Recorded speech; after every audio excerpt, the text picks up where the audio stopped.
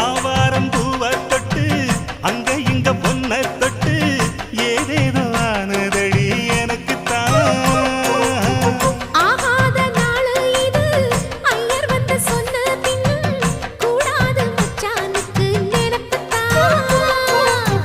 தொண்ட குழி வத்தி போச்சு தாகந்தான் தாகந்தான் சமக்கொழி குவுதடி வா